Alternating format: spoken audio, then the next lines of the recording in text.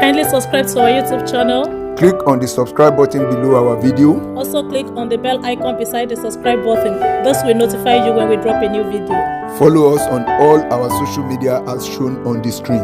Thank you. Hello wonderful viewers. You're welcome back to our channel. My name is Sheyi. My name is Fumi. And together we are called Sheyi Fumi. Wow. Thank you guys. Thank you very much. Thanks for your love. Thank you. Thanks for watching our videos. Thank you for your likes. Thanks for the comments. Thank you for the comments. Thanks for subscribing too. Thank you very much for subscribing to our channel. And if you still not subscribed, what are you waiting for? For? The subscribe button. Click on the subscribe button. Thank you. Subscribe. Thank you. Thank you.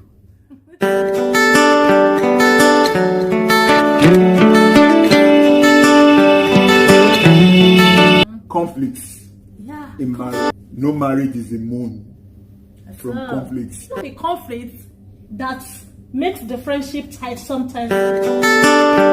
Conflict is a serious disagreement or argument. Protracting an argument is what results into conflict.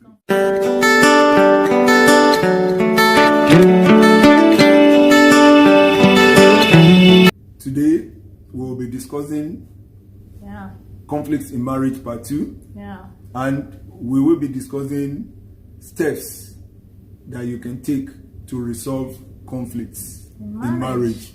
What are those steps that you need to take to ensure that conflicts, even when it occurs in marriage, is quickly resolved? Like we said last week, you cannot do without conflicts in marriage. No way. But you can as well resolve it quickly so that it doesn't become another thing. So what are those steps that husbands and wives need to take to resolve conflicts in marriage? The first step we will be discussing is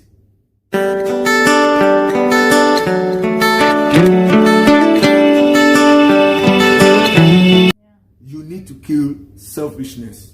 If you want conflicts to be resolved immediately in marriage, let me tell you this: no matter the level of the disagreement, what prolongs it is the selfishness of couples. I don't want to be the one to say sorry. I don't want to be the one to say sorry. She don't want to be the one to say sorry. Then at the end of the day, you prolong issue that could have been resolved immediately. See, selfishness starts with when everything is always about you. When you give consideration to yourself alone. You know, there are some people out there. Only 4 people live in their world. Who are those 4 people? I, me, myself, and mine. Imagine. Their world revolves around these 4 people. Everything about it is either it is I, it's either about me, it's either about myself, or it's either about mine. If your world revolves around these 4 people, there will always be conflicts in marriage. Husband and wife out there, like my wife said, consider your spouse. And you need to come to a compromise. There is no way that you can continue to say my way. Like we said last week. There is no way you can continue to say my way and things will move easily in marriage. Until it is our way. There can never be any headway in marriage. So we need to compromise. We need to come to the midpoint. You shift your ground by 50%, I shift my ground by 50%, then we come to the midpoint and we agree. It will be 100%. It will be 100%, 50% for you, 50% for me. But if you are staying in your own lane, I'm staying in my own lane, nobody wants to shift ground, then there can never be a common ground for us to agree. So husband and wife out there, you need to compromise. And when I say compromise, I mean that you need to shift ground for one another. It is not all about you in marriage. It is all about us. Be a little bit considerate. Don't think about yourself alone. Think about your spouse also. When you do that, you will be able to resolve conflict amicably and immediately in marriage.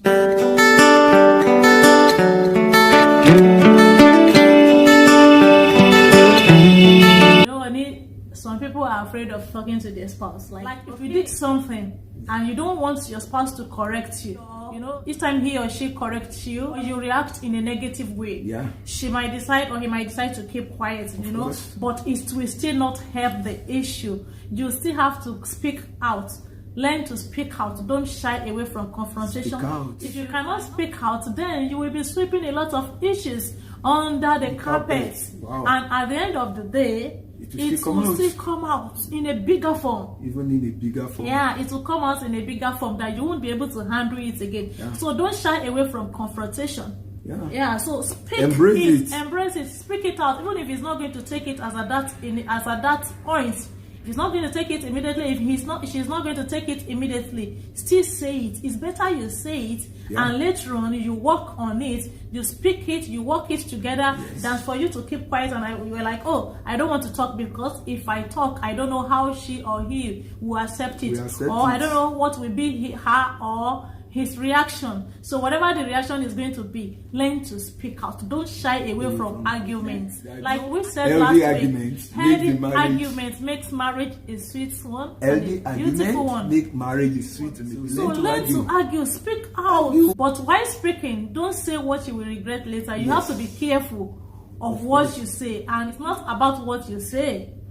It's about how you say it. It is not about so what you say. Speak up. It's about how you say learn to speak up in love. Learn to speak up in love. Discuss issues with love. Talk, but put it in a better way. Wow. Don't nag while you are talking. Wow. Yeah. I love that aspect. Wow. Don't nag while you are talking. You see, confrontation in marriage is also good to resolve conflicts. Yeah. There are two C's that you need to consider. One is confrontation, the other one is consultation. Yeah. Sometimes consultation will not come until confrontation comes. Yeah. There are some issues that you don't need to keep mute about. No. You need to speak out. Most of the problems that are swept under the carpet comes out rearing its ugly head bigger than the way it was before you sweep it under the carpet. Because you sweep it under the carpet doesn't mean it has been resolved. Confront one another, but do it in a better way. Do it in love. Be factual of what you want to discuss. You don't just have to keep talking. Talk on the area that is important. Yeah. And when you do that, you will be able to resolve conflicts. And you will have a beautiful marriage. Yes. You will have a beautiful marriage.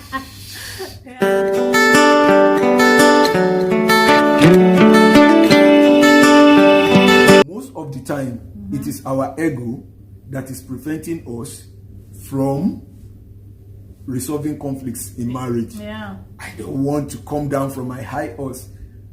Spouses out there, a whole you is nothing. Yeah. You need to come down from that high horse. Yeah. You can't always be right. And when you are wrong, admit it, you are wrong. Admit it that you are wrong. You need to sacrifice your ego. There are so many sacrifices we made in marriage, and one of them is sacrificing our ego. Yeah. Some of us, our ego is bigger than us. A whole you that is wrong doesn't want to be corrected. There is nothing like a whole me. Because a whole you is not even whole until your spouse is with you. So when you are talking about a whole me, like she's your better half. Yeah. He's your better half. Like when you are talking about a whole me, you are talking about the two of us. Forget about this a whole me. You know, how can I say sorry to him? How can I say sorry to him or to her? Yeah. There are some women out there, no matter how wrong they are, they can't say sorry. Imagine. There are some men out there, the male ego will always be there. No, I shouldn't be the one to say. So if you are wrong, be the one to say sorry. Sacrifice your ego. If there is anything you will need to sacrifice to resolve conflict in marriage, you need to sacrifice your ego. You need to sacrifice your ego. Always find a way to broker peace. Yeah. Like to us, I know you might not want to say sorry for an example for you. But the moment you dance around me, it's not that I don't really want to say sorry, but it's not just part of me. It's not just part of you. I don't know how to say sorry, but you are learning. I'm learning. That is one thing I'm learning, and apart from learning, I have my own way of saying sorry. That's what I'm saying. So the moment you dance around me. But for you, for my husband, he always says sorry. Honestly, Oni, I respect you in that aspect. Thank you. Even when my husband did not offend, he would say sorry. Did I offend you? Your face is not right. Sorry if I do anything. If I did anything, sorry. And I really appreciate that, honestly. So, it's one of those things, honestly, couples out there must learn each other. Learn to settle issue amicably. All right. Either you are the one that is wrong or you are the one that is right. After all, even the right you are claiming is not as important as your marriage. Yeah. Your marriage is much more important than your right. Wow. So being together at the same time, thank you, Oni. Being together at the same time is much more important than your ego. Kill your ego, and if you cannot kill your ego, please suppress. Do you know that for some women, yes, they try to lord over their husband. I must be the one to, of course, to decide what is going on in this home. It's not right. It can't be. Of course, it's not right. I love it when one person in marriage decides to let go. Yeah. Because the resolving of any conflicts in marriage doesn't depend on two people at times. It doesn't depend on it depends on one person to start and two people to complete it. If you check Romans 12:18, it talks about one person being the one that is the principal actor in resolving the issue.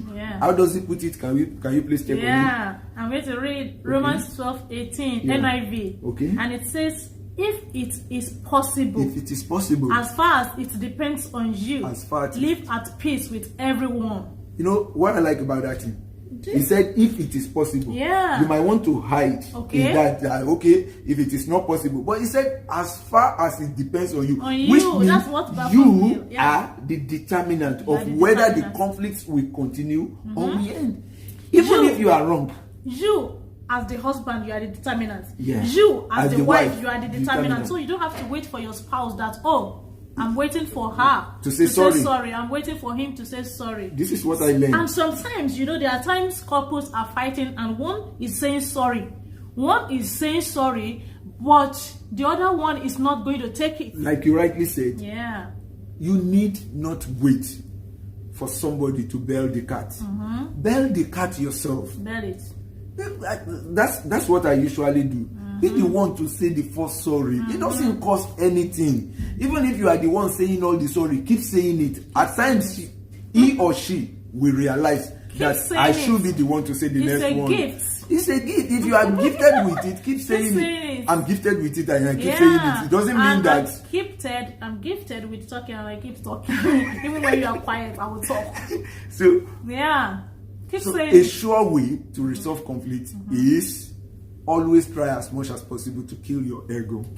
And find a way to broker peace. Like she normally talks when we're not talking. I put it that way. She talks when we're not talking. If there is an issue and I'm like, okay, let me just keep to myself. Let me just be to myself. Let me give her space. If that happens, if I want to end it, I will say sorry. If she wants to end it, she start talking. Mr. Man. Hi. Bros, what's happening? You are not talking. So, one way or the other, find a way to broker peace. Whatsoever you need to do so that you can broker peace and end conflicts in marriage.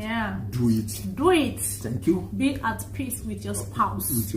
Do Be it. at peace with your spouse. Another vital factor that you need to consider in resolving conflicts in marriage is as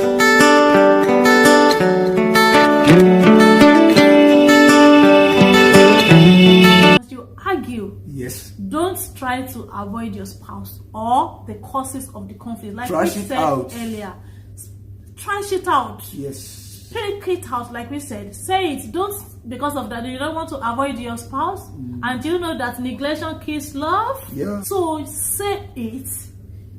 Resolve issues amicably. You don't have to avoid your spouse. If your spouse is not someone that takes correction immediately, maybe your spouse is someone that doesn't accept fault, wait. Don't be like, because of that, you don't want to mention it again. You don't want to talk about it again. No, it's not like that. Number one, you have to be patient. You have to talk it. So that's why I said, don't avoid your spouse, because If you're avoiding your spouse, then you are killing the love gradually. Yes. And if you avoid the conflict, you are piling up you know the one issue. thing about talking. So, and it will still burst out one Yes. day. You know one thing about talking about this issue. Yeah. Whatsoever you don't talk about right now, will still come back later. Wait till the future. It will wait and it will come back later. In a bigger form. But when you are talking about it, know that there is difference between talking about it and nagging about it. What most spouses out there do is nag about it. You don't need to nag about it. You need to talk about it. When you nag about it, it irritates your spouse. But when you talk about it in love, correct in love, wait for some time. Nagging is when you keep talking. And he doesn't want to hear or she doesn't want to hear and you still keep talking. So instead of that, wait. Give just little time. Give a space. Talk about it. Correct in love. There are some way you will correct and you will talk that she will take or you will take. But there are some way you will talk or correct it become nagging. So you don't need to nag about it.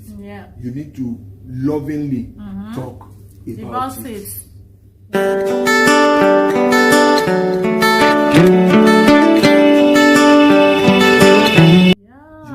Let go.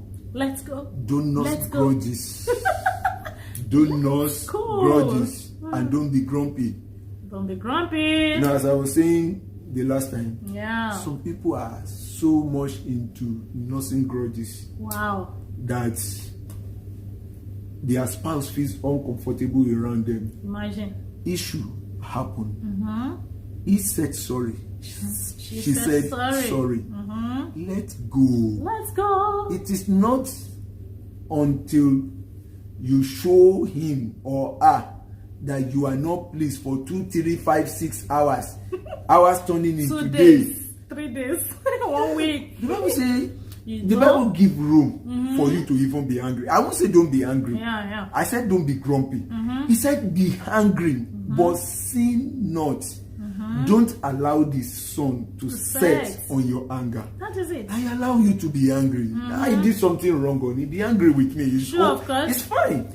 Okay, she did something wrong. I can be angry with her. When you say no, we don't normally get angry with one another. That is when you are packaging a marriage that is a lie. There is never any marriage out there where you don't get angry with one another. You're packaging a marriage of Nollywood. You don't need to package a marriage of Nollywood. If she offends you, if he offends you, get angry. But don't sin not. Don't get violence with anger. I know some couples that says, okay, this is how I deal with anger, for an example. Okay. If I'm angry and I don't feel comfortable, okay, I just take a walk. It doesn't have to be too far. I take a walk around the house, come back, you feel comfortable. And because of that, instead of holding it inside and be nursing grudges, take a walk. Read a book. Read your Bible. Do something at that moment. Go for shopping. Okay. I know you are going to talk about that. Go for shopping. For me, I will go for shopping if I'm hungry. I hope that is not anger shop. Anger shop, anger shop. So you can cool down. I don't know whether that English exists. Anger shop. Anger shopping. Anger shopping. Don't go anger shopping anyway.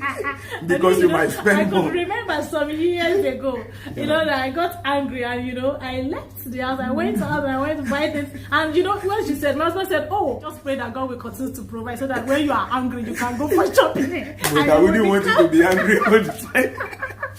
Shopping is what is anyway, so don't nurse grudges. Don't nurse grudges. Don't be grumpy. No man, no woman wants to live with a grumpy partner. That it's funny. Spouses are living under the same roof and they are not talking for 2, 3, 4, 5 days, up to a week. Yeah, it's happening. It's happening. People are doing it. It's wrong. It's not good. Let's be realistic. It's not wrong. Good. Please. Whatever you don't take care of dies gradually. Yeah, whatever. The moment you don't talk to one another, you create a gulf or a gap. Yeah. And you give room for the devil to come into the marriage. In between you and your spouse. A way to resolve issue amicably. Yeah. Don't be grumpy. Don't be grumpy. Don't nose grudges. Let's go, like we said Don't earlier. nag.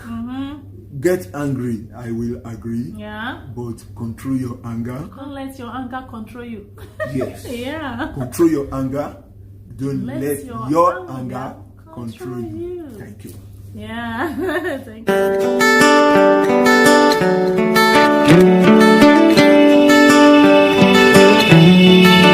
Finally, another factor we are going to discuss today is accepting each other and adjusting to your differences. Accepting each other. Yeah. And then adjusting to your differences. Just to your differences. You are not the same, like we said before in one of our episodes. You are not the same. You and your spouse are not the same. Yeah. So you must learn to adjust to one another. Adjust to one another. Yeah. Just accept him the way he is. Accept her the way she is. Yes. You can't be expecting that both of you that are not brought up in the same place, that are not from the same parents, different mentality, different background, different way of reasoning. Yes. So you just want your spouse to be like you. It's not possible. So you just have to adjust. Accept him the way he is. Accept her the way she is, and adjust to your differences. Wow. If you want a good partner, definitely you yourself must be good. Yeah.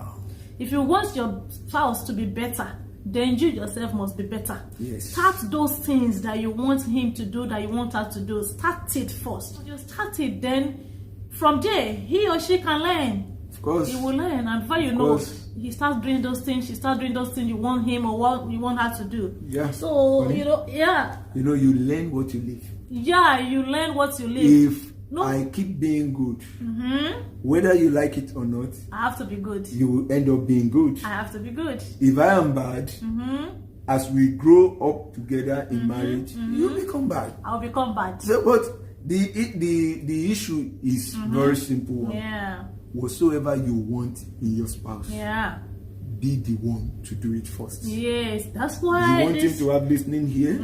Listen to him. Listen to him. Listen to her. Listen to her. You want him or her to take care of you. Yeah. You take care of him or her first. Do that which you want him to do. Do it.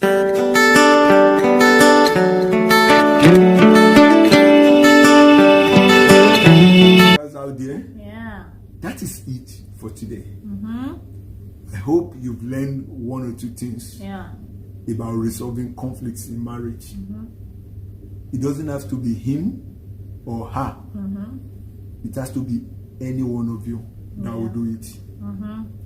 Don't shy away from confrontation. No.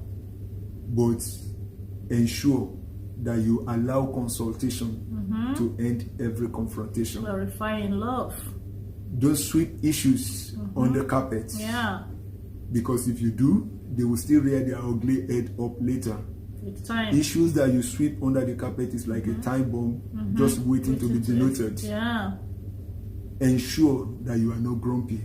Yeah. Make sure you don't nag. Yeah. Clarify issues. Clarify in love. issue in love. Yeah. Speak up. Speak up.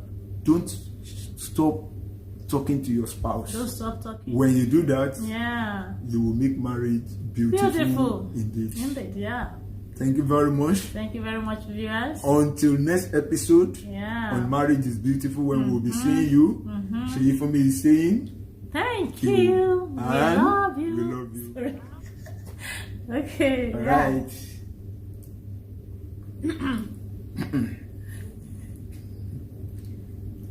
Yeah. Yeah. Then finally. Yeah. If you say I'm sister, finally my brethren. Finally my brethren. Finally my spouses. I'm going to use finally my spouses now. Right. Today. Another vital. Said you. Finally today. All right. Good. Yeah. Finally today. Another vital topic. Finally today, another vital.